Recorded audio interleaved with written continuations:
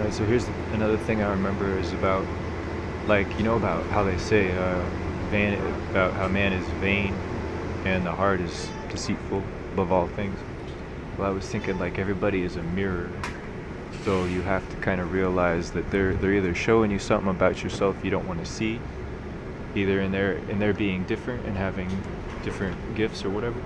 But you have to realize that we're sometimes you're better uh, in your differences. Like in a team or a group or whatever, you're gonna be more effective with team members who have different abilities or different talents or whatever to contribute. So, um, and that's what's so wrong with the world is there's so much war and stuff because people are only looking at the difference, like different religions and different, uh,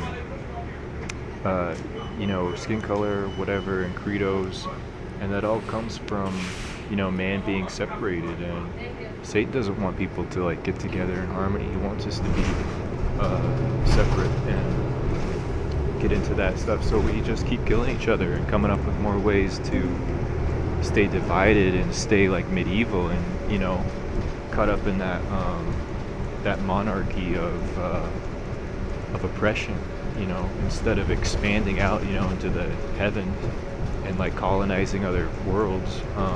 We're stuck in this mess, and it's sad because I think humans were meant for more. Like God really had more in mind for humanity when he started, and it says in the word that God regretted the day he made man because he was so disappointed. But our hope is that Jesus, because he manifested in the flesh and became sin for us. So that's where the only hope we really have in the midst of a chaotic and oppressive world that is ultimately run by the prince of the world, which is Satan. So that's how you have to discern,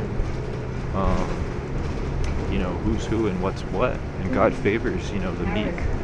He doesn't favor the proud, and those who look down on those who are humbled and,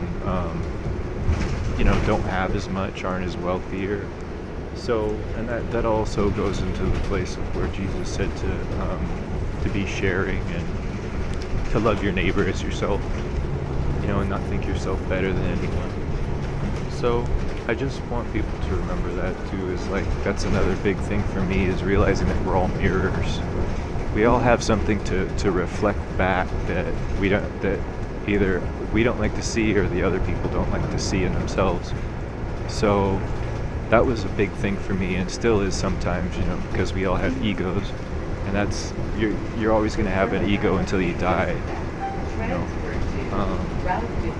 It's just a part of survival. I've come to accept that the ego is just ingrained in your survivability.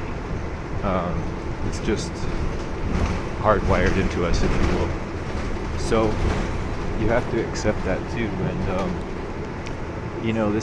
it's a beautiful but crazy world. I mean, for everything good we can do, with architecture and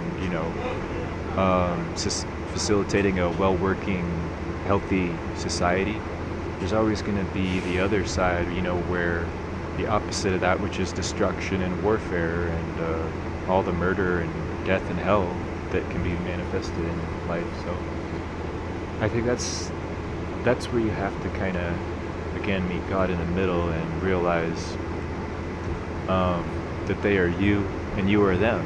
Like, that's why Jesus said to bear each other's burdens, to carry each other's crosses, and also to pick up your own cross every day.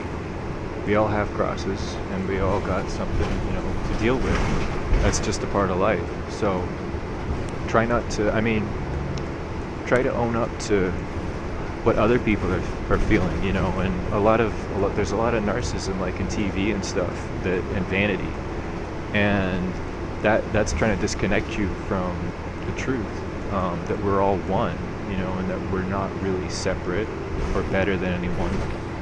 And that in humility there's the grace is found like Christ. He taught that, that um, people who were thought, um, the dregs of society or whatever, or just weren't as favorable or as holy, even like the Pharisees didn't like the crowd that Jesus hung out with, because most of them were sinners. He said he hung out with the publicans and the sinners, and spared harlots, from execution. So that's just I mean, he did even more than that, and he said you will do more miracles than what he did. So, and that's all based upon faith in who you are. So you have to kind of understand that about your fellow man, is that none of us are better than the other, and that we're all sinners. So how can anyone be more perfect, or even more holier than thou, and self-righteous, when we're all in this flesh, that's corrupt and sinful by nature from day one. So that's what you got to realize, guys, and get into that word and get close to Jesus, because these are crazy times.